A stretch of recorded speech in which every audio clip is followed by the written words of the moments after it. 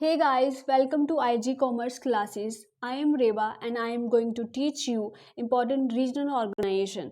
ठीक है, जो आपके आने वाले जीके एसएसबी एग्जाम्स के लिए बहुत ही इंपॉर्टेंट साबित होने वाली है। ओके, तो आज हमने जो पर्टिकुलर टारगेट किया है that is GK SSB SI finance. ठीक है, उसके सिलेबस में आपको इंपॉर्टेंट रीजनल ऑर्गेनाइजेशन दिया गया है एक टॉपिक।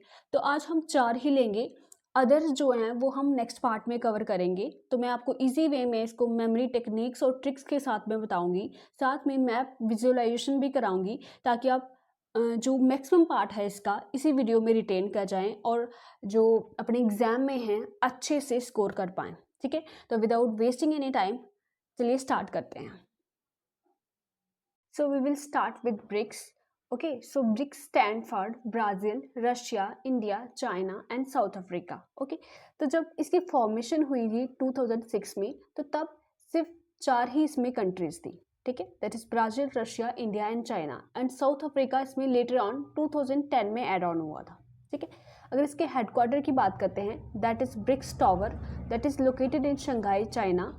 और इसके होस्ट की बात करते हैं कि इंडिया इसका होस्ट कब रहा था, तो 13th एडिशन है ब्रिक्स का, वो इंडिया ने होस्ट किया था इन 2021। और अब जो इसका होस्ट है वो कौन है? चाइना। ठीक है, एग्जाम पॉइंट ऑफ व्यू से इंपॉर्टेंट हो जाता है कि ब्रिक्स का 2022 में होस्ट कौन है, तो वो चाइना है। ठीक है, इसके एम की बात करते हैं that is to promote peace, security, development and cooperation.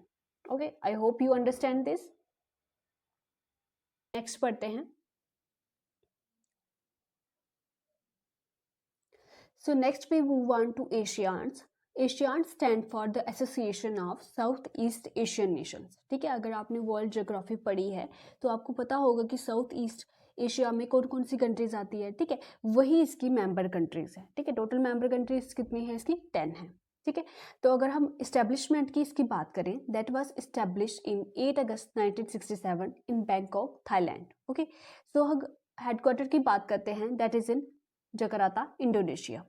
ठीक है, हम देख लेते हैं मैप के थ्रू कि कौन कौन सी कंट्रीज इसका पार्ट है। ठीक है, तो first is Myanmar, next is Thailand and Cambodia. ठीक है, this one is Cambodia, this is Laos. Okay, तो लाओस के बारे में अगर मैं आपको बताऊं तो साउथ ईस्ट एशिया में ये ओनली कंट्रीज है जो कि एक लैंड लॉक कंट्रीज है, मतलब कि ये कहीं भी पानी से टच नहीं करती। ठीक है, इतना सा ये पार्ट है, ये मतलब चारों तरफ से लैंड से ही ऑक्युपाइड है, बाकी कोई भी कंट्री ऐसी नहीं है। ठीक है, साउथ ईस्ट एशिया में जो कि लैंड लॉक्ड है। ठीक है, ये ओनली कंट्री है जो कि लैंड लॉक्ड है। Okay, next is Vietnam, Philippines, Brunei, Malaysia, Singapore and Indonesia. ठीक है, ये स्काई ब्लू कलर में है, ये सारा क्या है? इंडोनेशिया, और यहाँ पे ही इसका क्या है? हेडक्वार्टर है। ठीक है, अगर हम बात करें एशियान का हेडक्वार्टर कहाँ पे है that is in Indonesia. Okay, तो अभी जो 2022 की प्रेसिडेंसी है, ठीक है, जो होस्ट नेशन है दैट इज कैम्बोडिया। ठीक है, तो जिस तरह से ब्रिक्स में क्या होता था कि जो भी अल्फाबेटिकली, ठीक है, पहले इंडिया था होस्ट, फिर चाइना है, फिर साउथ अफ्रीका होगा, इसी तरह से एनुअली जो है वो होस्ट चेंज होता रहता है। इसी तरह से एशियान में भी अल्फाबेटिकली ऑर्डर में क्या होता है कि एनुअली ये होस्ट कंट्रीज चेंज होती रहती है। ठीक है, तो पहले बी वाला होगा। ठीक है, तो 2021 में इसका होस्ट कौन था दैट इज ब्रुनाई, और अब 2022 में कौन है इसका होस्ट? कैम्बोडिया है। ठीक है, और अगर हम सेक्रेटरी जनरल की बात करते हैं दैट इज लिम जॉक होई। ठीक है, अगर मैं आपको छोटा सा ट्रिक इसमें देने की कोशिश करूं, अगर आपको कोई पूछे कि आप एशिया के हो, ठीक है, अगर आपको कोई पूछे कि आप एशिया को हो तो आप क्या बोलोगे? होई, मतलब हाँ। ठीक है, होई, तो इतना कुछ ज़्यादा लिंक नहीं बन पा रहा है, मगर फिर भी अगर आपके एग्जाम में स्ट्राइक कर गया कि इसके सेक्रेटरी जनरल कौन है तो आपको एक हेल्प मिल जाएगी इससे। ठीक है, तो आई होप इसमें हम सब कुछ कवर कर चुके हैं, headquarter, total members and all. ठीक है, तो चलिए इसके पर्पस के बारे में बात कर लेते हैं कि ये पर्पस मतलब ये ऑर्गेनाइजेशन जो है बनी क्यों थी। ठीक है, तो ये बनी थी कि हम क्या कर सके, ऐसे रेज कर सके economic growth, social progress, culture development in the region. ठीक है, और भी बड़े सारे पर्पस हैं जो कि आप ऑफिशियल वेबसाइट से देख सकते हैं, मगर इतना पर्पस के बारे में पूछते नहीं है एग्जाम में, तो इसलिए मैंने आप यहाँ पे शॉर्ट में लिखा है, और ये सारी की सारी इन्फॉर्मेशन मैंने ऑफिशियल वेबसाइट से लाई है, और इम्पॉर्टेंट पॉइंट्स ही यहाँ पे लाए हैं आपके लिए जो इम्पॉर्टेंट हैं GKSSB exam point of view से। Okay, so next we move on to the SAARC. So next organization की हम बात करते हैं that is SAARC. Okay. The South Asian Association for Regional Cooperation, ये स्टैब्लिश कब हुआ था? That is on 8 December 1985 and इसकी मेंबर स्टेट्स कितनी हैं? 8 हैं, ठीक है। तो अभी हम देख लेते हैं कि इसकी कौन कौन सी मेंबर स्टेट हैं, मैप के थ्रू एक बार देख लेते हैं ताकि आपको ईजिली वे में विजुअलाइजेशन से लर्न हो जाइए, ठीक है। तो अगर हम बात करते हैं इसकी मेंबर स्टेट्स की, देखिए हमारी नेबर कंट्रीज कितनी हैं इंडिया की? अगर हम इंडिया की नेबर कंट्रीज की बात करें तो टोटल 9 है, ठीक है, जिसमें से 7 जो लैंड नेबर कंट्रीज है और 2 जो है that is Sri Lanka and Maldives जो है वाटर नेशन कंट्रीज है, ठीक है। तो इसमें से अगर हम चाइना और म्यांमार को निकाल दें, ठीक है, हमारी नेबर कंट्रीज में से अगर हम चाइना और म्यांमार को निकाल दें तो टोटल कितनी बच जाएंगी हमारे पास? 9 में से अगर हम 2 निकाल दें तो टोटल कितनी बच जाएंगी? 7 बच जाएंगी। तो फिर आप बोलोगे मैम ये तो 8 कंट्रीज है, मगर 7 नेबर कंट्रीज प्लस इंडिया भी तो है, ठीक है। इंडिया को लगा के कितनी हो जाएंगी? टोटल 8 कंट्रीज हो जाएंगी हमारे पास, ओके। देखिए अब बात आती है कि हमने म्यांमार और चाइना को क्यों निकाला। देखिए हमने एशिया को, अगर आपने वर्ल्ड ज्योग्राफी पढ़ी है तो एशिया को हमने डिफरेंट पार्ट्स में डिवाइड किया हुआ है। East Asia, south east Asia, क्या बोलते हैं, वेस्ट एशिया, सेंट्रल एशिया, ठीक है। तो इस तरह से अगर हम म्यांमार की बात करते हैं, यहाँ पे है कहीं म्यांमार, तो वो अभी हमने देखा एशियान में, हमने देखा कि ये साउथ ईस्ट एशिया का पार्ट है, ठीक है, इसलिए हमने म्यांमार को निकाल दिया।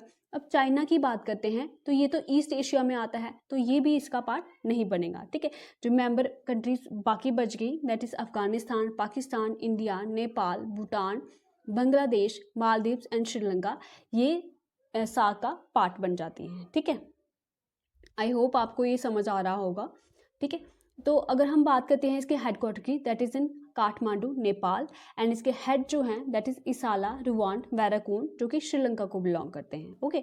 ऑब्जेक्टिव की बात करते हैं, to promote the welfare of people of South Asia and to improve their quality of life, ठीक है, उनकी क्वालिटी ऑफ लाइफ को इम्प्रूव करना और उनकी वेलफेयर के लिए काम करना, यही सार्क का जो है मेन ऑब्जेक्टिव है, ठीक है। मैं आपको इसके बारे में एक ट्रिक बताती हूँ जो मैंने अपने चैनल लेट्स लर्न टुगेदर में भी बताया था। अगर फिर भी किसी ने वो वीडियो नहीं देखी है तो मैं यहाँ पे आपको फिर से बता दूंगी, ठीक है। तो देखिए शार्क होती है, ठीक है, शार्क होती है जो पानी में, अगर वो काट ले तो क्या निकलता है? खून निकलता है, ठीक है। शार्क काट ले तो खून निकलता है। उसी तरह से हमने शार्क से क्या हो गया हमारा? सार्क, और काट से क्या हो गया हमारा? काठमांडू, ठीक है, और खून से क्या हो गया? वैराकून, ठीक है। इस तरह से आप इजली वे में ऑर्गेनाइजेशन, उसका हेडक्वार्टर और हेड उसका आपने लर्न कर लिया, ठीक है। अगर शार्क काट ले तो खून निकलता है, तो शार्क का हेडक्वार्टर कहाँ पे आ जाएगा? काठमांडू में, और वैराकून इसके क्या आ जाएंगे? हेड आ जाएंगे। आई होप आप इसको पसंद कर रहे होंगे। अगर आपको अच्छा लग रहा है ये सेशन तो आप लाइक और कमेंट करना ना भूलें, और अगर आपको पसंद नहीं आ रहा है तो आप कमेंट सेक्शन में नीचे बता दीजिए आपको कौन सा पार्ट अच्छा नहीं लगा, जो हम नेक्स्ट वीडियो में इम्प्रूव करेंगे, ठीक है। तो नेक्स्ट हम चलते हैं बिम्स्टेक की तरफ। So BIMSTEC stand for the Bay of Bengal Initiative for Multi-Sectoral Technical and Economic Cooperation that was established on 6 June 1997. Okay, आप अपने नोट्स में ऐड ऑन कर लीजिएगा इसको। इसकी मेंबर स्टेट जो हैं वो 7 है। देखिए 1997, और यहाँ से थोड़ा लिंक आपको बन जाएगा कि 7 इसकी मेंबर स्टेट है और ये इस्टेब्लिश हुआ था 1997 को, ठीक है। इस्टेब्लिश कब हुआ था इतना इंपॉर्टेंट नहीं है, मगर इसकी मेंबर स्टेट कौन कौन सी है और कितनी है ये इंपॉर्टेंट हो जाता है। इसका हेडक्वार्टर इंपॉर्टेंट हो जाता है, और इसके जो सेक्रेटरी जनरल है ये इंपॉर्टेंट हो जाता है, ठीक है। तो इसको आपने किसी भी हाल में भूलना नहीं है, ठीक है। तो चलिए देख लेते हैं इसकी मेंबर स्टेट कौन कौन सी है, ठीक है। बे ऑफ बंगाल की बात करते हैं, ठीक है। तो बे ऑफ बंगाल में जितने भी नेशंस आते हैं हमारे, ठीक है, that is India, Nepal, Bhutan, Bangladesh, Myanmar, Thailand और श्रीलंका, ठीक है, ये बे ऑफ बंगाल के आसपास है। तो ये जो सारे नेशंस है वो बिम्स्टेक का पार्ट बन जाते हैं, ठीक है।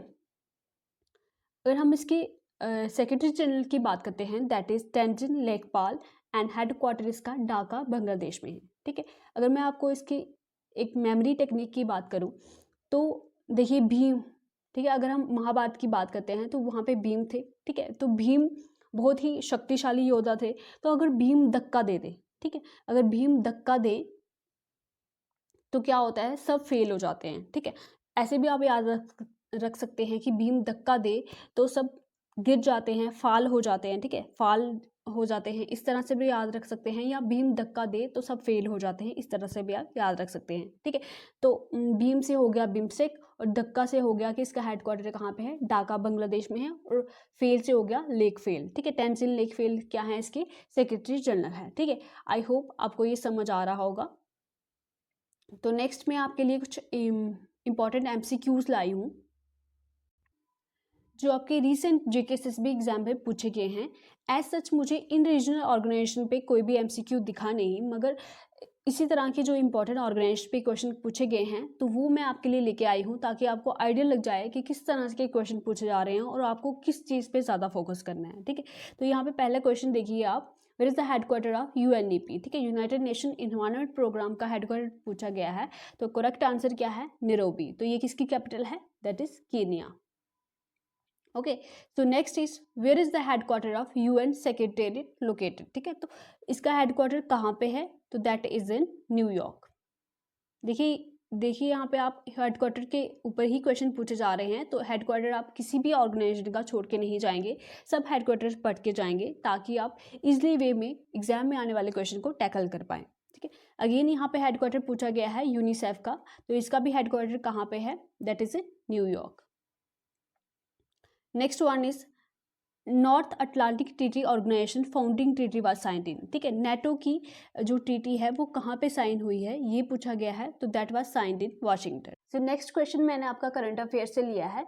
Question says Union Minister of Health and Family Welfare doctor Mansukh Mandaviya launch the BRICS vaccine research and development centre and workshop on vaccine cooperation in New Delhi. Where is the headquarter of BRICS. ठीक है, मैंने अभी आपको बताया कि BRICS का headquarter कहाँ पे है, that is in BRICS tower. ठीक है, which is located in Shanghai China. ठीक है, तो ये क्वेश्चन 3 तरीके से फ्रेम हो सकता है। ये भी पूछ सकते हैं कि जो BRICS vaccine research and development centre है वो कहाँ पे लॉन्च किया गया है। ठीक है, तो मनसुख मंडाविया ने कहाँ पे लॉन्च किया गया है, तो इसका आंसर तब न्यू दिल्ली हो जाएगा। या ये भी पूछ सकते हैं कि जो BRICS vaccine research and development centre launch किया गया है न्यू दिल्ली में, वो कौन से मिनिस्टर ने किया है, तो that is doctor Mansukh Mandaviya. ठीक है, 3 तरीके से क्वेश्चन बन सकता है, आप ध्यान रखिए इसका। So guys, this was all about today's video. I hope you like it, and if you add on something to your knowledge, please let me know in the comment section. और अगर आपको इसमें से कुछ पसंद नहीं आया है तो आप मुझे comment section में वो भी ज़रूर बताइए, ताकि मैं नेक्स्ट वीडियो में उसको इम्प्रूव कर सकूँ। ठीक है, तो तब तक के लिए आप खुश रहिए और अपने एग्जाम की प्रिपरेशन करते रहिए। Thank you guys, bye bye, take care.